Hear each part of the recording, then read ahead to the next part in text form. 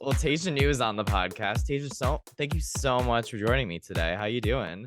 Thank you. I'm doing just about as good as it can get with like a crazy life right now. We'll take it. We'll take it. I mean, like you have had a lot going on. So we've actually, for our listeners, we've spoken a little bit before. I wrote about you for my other job, and you just submitted a song for a Grammy nom, which is very, very exciting. It Over is. Your Allure, your song. It's the first time you submitted a song for a Grammy nom. So how did it feel to finally put that together? Like it was kind of crazy because I don't know, it's just always something that you aspire to do. And then one day it happens. And I honestly, it was just a crazy couple of months, especially since the selection of the song came from, my music firm. And then after that, it was just like, go, go, go. I really Mhm. didn't have much time to think about it, actually. Yeah. Well, you told me too, it was an interesting process of how they chose your label choosing the song Over Your Allure. Hmm. You said they put a focus group together. Yeah. They put a focus group together. So, of course, I have no idea who these people were. And they listened to a good amount of my songs Mhm. and a lot of unreleased material. And they picked which one should be the one to release, push, campaign for. And so they picked Over Your Allure. I was stunned, honestly, because I just Mhm. didn't, there's just so many songs that you write and you create and you think those are the ones in your brain as a creator. Yeah. But then it becomes something else when other people listen to it. They hear something completely different. And Over Your Allure was kind of like that from the very beginning. Like even when Mhm. I started showing people some of my unreleased work, some other artists that, I kind of show my stuff to, they were like the focus group with Over Your Allure. So I guess I was the only one that didn't really understand what it was from the beginning. Interesting. Well, if you had to choose, do you have a song that you would have rather like submitted? I because this is also new, I don't know if I would have had a preference. Mhm. Just because I have no idea what that process is like and what people generally look for. Hmm. So I Yeah. don't think I would have had a preference. As far as my next single to release, Mhm. I had some singles in mind that I probably would have released before Over Your Allure. Mhm. But it's all for the better anyway. They Yeah. were right. Well, best of luck to you. We're hoping for Springfield to get represented here at the Grammys. It's a I big deal. certainly hope so. I certainly hope so. It's like, there's so many talented artists in the city and the music scene has been there for a very, very long time. Mhm. But it's just always been under the radar. So I'm just hoping to put the city on the map finally, and Mhm. so we can get some spotlight over this way. For sure. Yeah. Can you talk a little bit about your career in music? Because it's fairly young, I would say. Like you only really started putting music out a couple years ago. So it was back in 2013 that I actually started pursuing music Mhm. actively. Right. So I would go down to open mics a lot. I mean, I started writing in college. Mhm. So I heard Nicki Minaj, and that was like something completely different for me. It was a different experience with female hip hop. I had always experienced female like rap, hip hop incorporated in R&B music. Like Mhm. that's the way that I consumed it because I was an R&B lover first. Mhm. So when Nicki came out, it was just something completely different. Her approach, the way that she, got on a song, created songs, it was something that I was like, oh, you can do that. You can sing and you can rap. You Yeah. can, put these like catchy verses together and you can change it up. And so I said, I think I want to start writing. So I started writing when I was in college. So I was up at UMass Mhm. Amherst, started writing, and then I presented it at an open mic back in 2013. So ever since then, it's kind of been just word of mouth that has been making my brand and me as an artist be able to do other things like tour internationally. We did, tour in Canada, Mhm. had a couple of stops up there. Um, and releasing my music. I mean, I started releasing a little bit after that. I would say I think it was like 2017. Yeah. But I have been working on building myself up to there since then. So it's been Yeah. about 10 years. Do you think that was critical for you to like kind of take that time and focus on writing and open mics and things like that before finally putting out a single, like you said? Because that's like a solid 4 years, you know? Right. I certainly think so.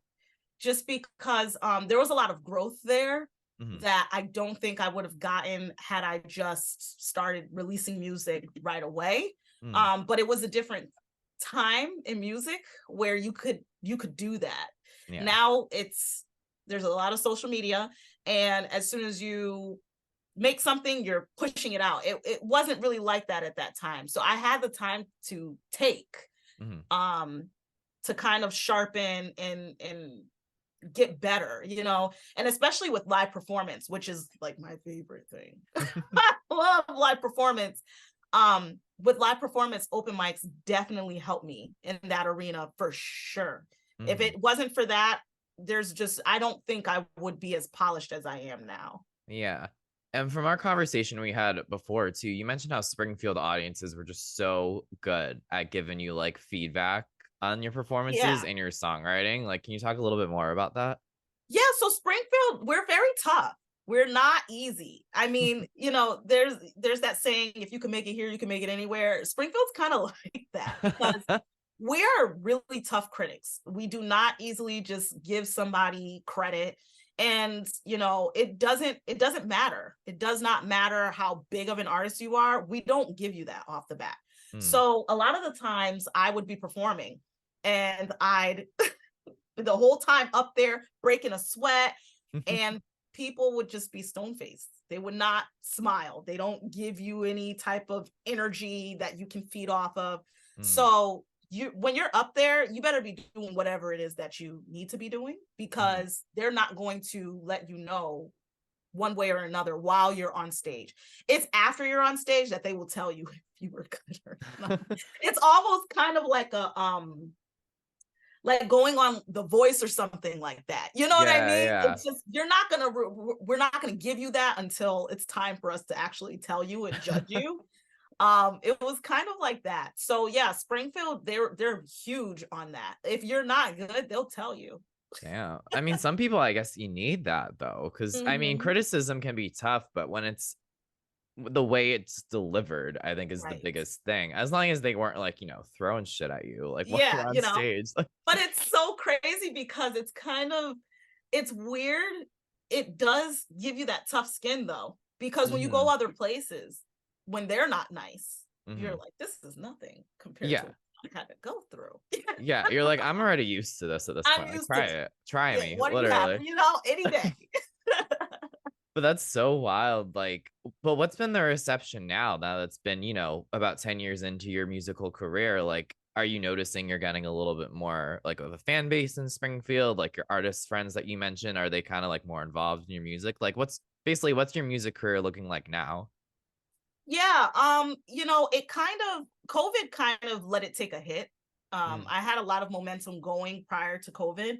So I had to basically figure out how to navigate that and build momentum back up. Hmm. Um, so yeah, it's been the reception of since the Grammy announcement has been amazing. Mm. One thing that it's allowed me to do is receive flowers that I don't think I probably would have received if I didn't have that. So it's it that in that way it's really really cool. But yeah, I mean, I live here. So it's kind of, people are like, we know Yeah. you. So it's give and take. I mean, sometimes you'll get people who you don't run into all the time, and they do give you, praise for what it is that you've done thus far. And I do have people who have done that no matter what, Mm. no matter how much they know me. They've done it no matter what. But for the most part, yeah, it's hard. Springfield's not easy. Damn. I'm like, we're trying to represent them too, but on the same coin, like, are you trying to leave low key? Like, do you see yourself going anywhere else essentially? Because you love where you came from, I know. So like, Right. but do you see yourself like going to like LA or like a New York or somewhere else? Well, I so visiting those places was important to me because I said, if I did leave, where would I go? Yeah. Because I hate the winter. I'm sorry. I'm sorry. I hate the winter. Same thing, girl. Um, No worries. I can't stand it. Okay. I'm an island girl. I really am. So I going to some of those places, I really like LA.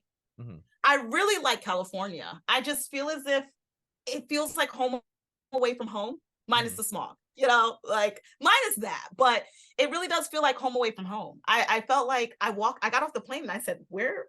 I feel like I'm back in the same. It was weird. I was like, oh, you guys kind of dress like us. And someone said in Miami that we look like we came from California one time. And I said, what's that? That was before Interesting. I went to LA. And then when I went, I said, oh, I get it now. Yeah, Mhm. there is kind of some similarities there. So yeah, I mean, California would, but you know what deters me? I know it's going to sound so crazy. The natural disasters in different places. Ugh. I'm like, I think everyone would agree with you on that. I Like, think about it. I said, why do we do think I people don't better? go to Australia? Because there's big bugs there. Like, You know, it's the same hello. reason. Like, we don't want to go to California because there's earthquakes or like There whatever. you go. That's what I'm like.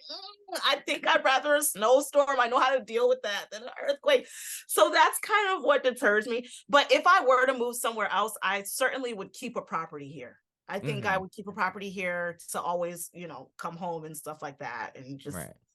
be with my people, you Yeah, know? for sure. Well, you also work in Springfield. You work at Springfield College, as I Hmm. mentioned, or as we talked about before. So I'm wondering what that balance is like from working at a college to trying to work on your music. Because even as we got on this call, like you were still wrapping up work, working at home. So like it can be a lot when like those worlds really clash. Yeah, it's a lot. It's a lot. And right now we're going through a system implementation, so it takes up I'm doing that on top of my actual day-to-day job. Mm. And I'm a director of an office too, so I have a staff. So it's a bunch. And then Yeah. you have music where you're trying to be everywhere at once, and there's such a huge requirement for an artist to be like here and in Yeah. front of you and all the time. And so, it's hard. It's hard. And it's very people are like, I don't know how you find the time. I don't know how I find the time, but there's 24 hours in a day. And Mhm. somehow, somewhere I fit that in. But Right. it's been like this. I've been working in higher education since I started, really. Mhm. So it's always been trying to find that balance. And of course, I started at the bottom, like I was a cashier. So of course, as you climb up, it gets harder Yeah. because your time requirements change. Hmm. Um, so yeah, it's tough. I try my best to just find whatever little piece of time. I'm on lunch, I'm doing something. Right. So it's like that. Any little free time day I can get, I'm there. Oh my God. No, I feel that. Like the grind, I saw some students earlier today at Berkeley, and like we were talking about that. Like working the grind is just nonstop. Like, especially when you're Mhm. trying to pursue music, especially if you're doing it full throttle, there really is no break time. There's no time. It's crazy. It really, really is. And I'm like, oh, I understand. I completely get it. Because I mean, I've been working since I was like 16. So like I never had a moment where I wasn't doing that. So Hmm. the concept of not doing that to do something else is like, yeah. And then Yeah. you're trying to figure out when is it that you take that leap where Yeah. you're just solely working on music. And in order to do that, you have to have some type of advance or something. You have to live, and then health insurance and this and that, all the adult things. And Yeah. so, yeah, it's tough. It's really tough. Well, it seems like you've been putting in a lot of work this year in particular. Like you've released a couple singles like before Over Your Allure. Like you've had I just lost my place on my notes. Likes Up and Yeah. Eddie King No. Like you've had a Yeah. couple songs come out. Like, is there a plan? Is there like an album, an EP? Like is something coming? Yeah, so those songs are actually part of a bigger project called Unsolicited Material. Hmm. So before I signed with Big Noise, I was already in this, I'm building up to release this music. And so yeah, it's part of a larger project Hmm. that is done. Okay. But figuring out when to release it is that's the hard part. Yeah. Like you It's said, the it's hard part. it's done, but you feel like it is ready to go, essentially. Yeah, it's ready to go. And but the thing is it's weird about albums these days because they don't get consumed the same way. Mm. So, singles are always, people can consume that. They're like, you got a single, I can click on it. It's a couple of minutes. But albums really, I'm just now starting to see like a turn in the industry to where people are looking for the full body of work. And I think Hmm. it took a couple of major artists to kind of get it to turn around that way. I mean, you have the ones that always get people to listen to an album, the Taylor Swifts, the Beyoncés, the, Hmm. the Jay-Z's, so these people, like, they have people listen to a full body, but people aren't really putting that out anymore. Hmm. They're putting out either shorter projects or just singles. So I think what I'm waiting on is the prime time to do that, to where we have enough traction that people are looking and paying attention to hearing that full body of work. Because once it's out there, you can't take it back. Hmm. And so when I know there's going to be a moment where I'm going to be like, this is the time. It hasn't happened yet. Yeah. I Yeah. think that'll just, if those moments, I feel like they just come to you. Like Yeah. it'll just like hit you for no reason or out of nowhere. You'll be like, I think today's the day, you know? Right. Right. Yeah. So I'm hoping, wishing that it comes soon, because I'm really excited about the project. I can tell. Yeah, no, that's awesome. Like, and I was listening to your stuff before we hopped on our call, and like a lot of your earlier stuff I was really vibing with. Like, I wrote down like a couple of your songs that I really wanted to ask you about. One of them was Nubian King, which has kind of been Yeah. like a, let's say, like a persona you've kind of adopted through like a lot of Yeah. your other material. Like, what was kind of the inspiration behind that song? So Nubian King was created from going to a lot of venues early on. So when I would go, female hip hop was not what it is now. It was, Agreed. you were usually the only girl. If there was anybody, it was all dudes all the time.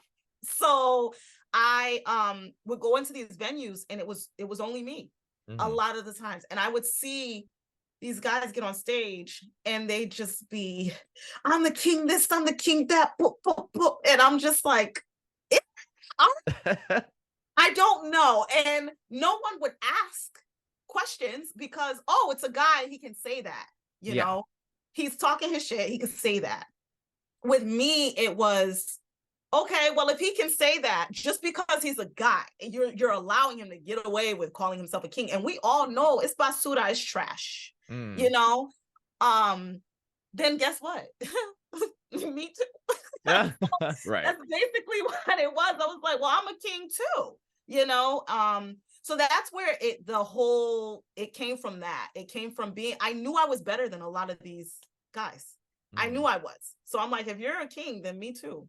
And you're Right. not going to stop me. What are you going to stop me? You're going to get me or something? Yeah, that's so props to you though. That's like that takes some balls, like Yeah. honestly, and especially like you said, being a woman in hip hop, you really have to assert yourself. Like you think of Right. all of the greats like Missy who just like completely went out of the box and everybody loved her for it, or like Lil Kim who was just like so provocative but people still paid attention, or like women Yes. really have to do the most to get noticed in the industry.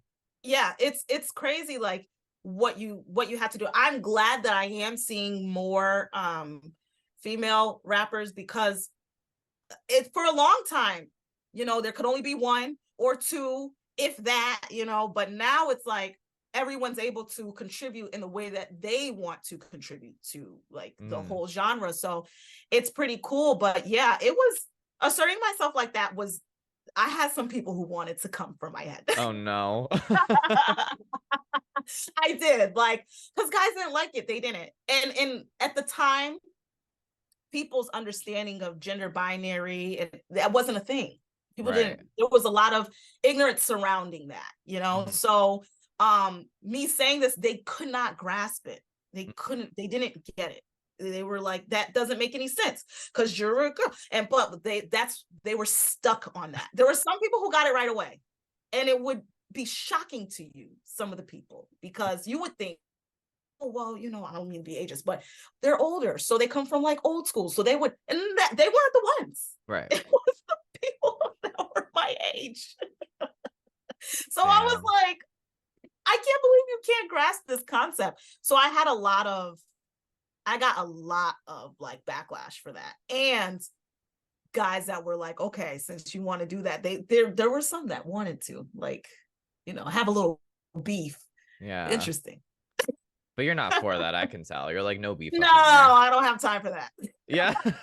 As per our conversation like a few seconds ago, like, no. Yeah, I literally don't have the time. Yeah. Well, like, I'm curious to get your thoughts then, because we're kind of on this thread. Like, what do you think about the state of women in hip hop now? Because, like, you have so many of them that Mm-hmm. I feel like are occupying like very unique spaces, but we Mm-hmm. always still kind of pit women against each other. Like, what are your Yeah. thoughts about, like, the rappers we have now? Like, we have Doja, we have Cardi, we have Megan. Like, there's so many names, and even like the younger generation, like Coyle Ray and like all these, and Mm-hmm. Ice Spice. Like, what do you like? How do you feel about all of this? Because it's a lot to take in. It is. It's interesting. I mean, because every single one of those women that you just mentioned, they're different in their own light. But what's interesting about the industry is that they keep seeming to want a certain something. Mm. And that certain something is what is being spotlighted Mm-hmm. all the time. So the songs start to sound the same, the lyrics start to sound the same. I mean, even Cardi at one point when I think it was like right after she released Be Careful With Me. Mm-hmm. Right after she released that, she's like, listen, I'm not doing any of those songs anymore because you guys are not consuming it. Mm. So I'm not going to do that anymore. I'm going to do the songs that you want to turn up at the club to, everything, because that's what it is that y'all want. I'm going with the demand. And so it seems as if like that demand kind of has taken precedent. Mm. I'm just seeing it come out. Like Doja's new album was amazing. It was amazing.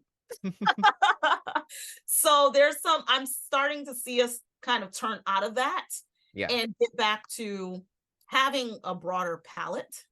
But for a while, it was really, really narrow. And I'm not going to lie, it made me wonder where I fit Yeah. because my music isn't that. And I was like, oh, it doesn't seem as if anyone wants to listen to this Mm-hmm. anymore. They want this, and I'm not that, and I'm not going to ever do it. Yeah. Just so not me, and I don't want to be disingenuous to like myself and my craft. So there was a while where I was like, okay, I'm still creating, but where do I fit? And Yeah. that's one of the weird things about the industry is wanting to be a disruptor, wanting to be unique, but at the same time, you still have blockers if everyone's consuming a certain something. So Yeah. it's interesting. Used to be to where you would want the different somethings, like the Yeah. Missy Elliott's and but it hasn't been that, and it hasn't been that for a while. I am Mm-hmm. starting to see a small turn though, so I'm hoping it just like keeps doing that. Well, then, so how do you feel like your sound fits then? Because you kind of have emigrated to this rhythmic R&B pop rap, like, and that is a sound I feel like a lot of people do consume. But do you Right. feel like it is being received? It's being received a lot better than it did in the past. I think Yeah. people didn't understand what it was for a long time. So I was kind of out there by myself, like waving my like torch, like, hey, Yeah. this thing out here. And now I am starting to see that. I feel like as far as where I fit in, I just love so many different types of music Mm-hmm. that I want to be like everywhere. Mm. It's and I'm getting there. A lot of the songs that I put out recently, they have been, more R&B driven. But you've got some poppy songs. Like I have LGBT2Q, which is a poppy song. And then Yeah. I have Body on Revenge, which is kind of like mixing an alternative feel, like a rock feel, Mm. into hip hop. So just taking those elements and blending them in and wanting to, I'm like, hey, would you like me to be on your record? Yeah. Because so I do feel like I see it now. I see a lane now. It's just it needs to clear a little bit so that I can Yeah. make my way through. But I feel like you do all the right steps by dipping your toes in all those genres because it makes you versatile as an artist, and then that opens you up to work with more people. Is that Right. something you have noticed before? I have, and it's because I've been a fan Right. of all of these genres for so long. Like, so it's to me, it's my pleasure to be able, like, let me be a part of that, please, because I love it, and it's funny because I'm so hip hop. I was so hip hop for, like, especially the first album, Mhm. that I don't think that I got to express all of the other parts of, like, or genres of music that I enjoy and that I Mhm. listen to on a regular basis. Yeah. My playlist is so eclectic. Like, you'll go from like a crazy rock song to like bachata, or to then like let's reach out to hip hop, and then so it's I've always been like that. Mhm. So it's like it just makes sense. It Yeah. just makes sense at this point. Yeah. And I noticed that listening to some of your songs, like LGBTQ is a good example. Like that kind of reminded me of like an Azalea Banks track from back in the day, like that kind of like Yeah. house EDM with like your verse on it. And then, like Yeah. you said, like another song too, I wrote down like Couture, like that's a little bit more like poppy fun. Like you've really stuck your hand in a lot of different pots, which I think is awesome. Thank you. Yeah. And all of those, I feel like I don't write music unless I can feel it. I'm not one of the types of artists that are just, yeah, just give me that beat and I'll write something. Like, I had to really feel it. And Yeah. so with all of those, like LGBTQ, I actually built that beat with a producer here, Jay Dilly. Yeah. Um, I built that beat from scratch. And it was crazy because you have 212 with Azalea Banks and everything, but it's crazy because now that sounds like it's in the Renaissance album and Beyonce Yeah. and things like that. So it was before that, but I just remember going to different like ballroom scenes and hearing that crash, like, and I'm just like, oh my God, I want that. I need that because it just feels so like I'd have to have that in a song, Yeah. And I've done a lot of pride festivals over the years. And so it's just, it felt like home. And so I Mhm. was like, I have to create something like that. So I build some of these things from scratch, and it's because that's where my brain goes for that particular moment in time, and I'm like, I've got to capture that, because if I don't, something's going to feel like I didn't pursue what it was that I was supposed to like reach to my like full potential, you know Mhm. and so I have to capture it so I can say, okay, whew, I can put you down and Yeah. I can go and capture something else. um Exactly. Yeah. so yeah, so like those going into those different pockets, it's literally me being in a space at different points in times, and then that those beats like speaking to me or creating them. Mhm. So yeah. Yeah. Well, what's coming up next for you? We talked a little bit about unsolicited advice, right? That's the name of the EP. Unsolicited material. Material, sorry. Yeah. So we talked a Yep. little bit about that coming out, but with that, do you have any like shows that you want to have coming up? So yeah, so actually you'll be the first that I actually talk about this in some capacity to. I am going to be releasing a new show on Patreon called The Bedroom Chronicles. And it's been something that I've been wanting to do for so long, Hmm. but I feel as if it's taken a bit to get here because, like we talked about before, with the years that it took to, during those open mics to kind of work my way up to like bigger stages or releasing music, I feel like I needed different aspects of like the industry as well as my craft in order to finally be able to put this together. Hmm. So it's really cool. Like it's a space where I'll be, releasing some music, talking about the music industry, kind of like chatting it up with my fans, the Nubian team. Shout out to the Nubian team. And doing covers and things like that. One of the things that has happened over the course of my career is more singing. Mhm. And from the first album on to the last single, there's just more and more and more gradual singing, and Yeah. it's on purpose. It's on purpose. I haven't always been comfortable with my voice, singing voice. Yeah. And so it's taken some time to get there. And I feel like I'm finally there. I'm still growing and everything. So this is also a chance for me to have like an outlet to showcase that and to grow with people, you Mm. know? So yeah, the Bedroom Chronicles is the very next thing that is coming up. So Yeah. look out. That's so exciting. Well, I hope it works out. I'm sure people will tune in. Like, that's awesome. It gives people a Thank you. nice virtual platform to really connect with you. Right, right. And I mean, I've got like some really cool things that I feel like is going to help to connect with people like in a more personal way, even though it is, virtually that we're doing this. But Yeah. so it's really, really exciting. And the fact that the Grammy consideration was just like icing on the cake. Like this Yeah. is already underway. So yeah, it's just really, really exciting time. Yeah, for sure. Well, Tasia, thank you so much for taking the time to come and talk to me on the podcast. I've had a blast talking to you in both capacities. This has been great. Before we Thank wrap you up, for why don't you having let me. people know where they can find you and keep up with all your music? So y'all can find me. Let me get started at T as in Thomas, AIJA space N as in Nancy, EW, Taija New, like brand new, Taija New on all social media platforms. At Taija New. There's no official Taija New, no nothing. You Google me and follow me on all the platforms, and I'll go ahead and follow you back on every single platform that you follow me on. But I do follow back. But yeah, anything that you have, trust me, I have it. Even if I'm not like, I don't know how to work it. I don't really know how to work Twitter still. That's bad.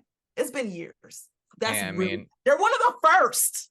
not everyone uses it now, so Yeah, there's that, the right? gram is good. We got you on the gram. We got you on TikTok. I think those are the ones you really need. Yeah, yeah. All right. Well, thank you so much again. I really appreciate it. Thank you, David. I appreciate you for having me. Of course. Yeah. All right. Let me stop recording.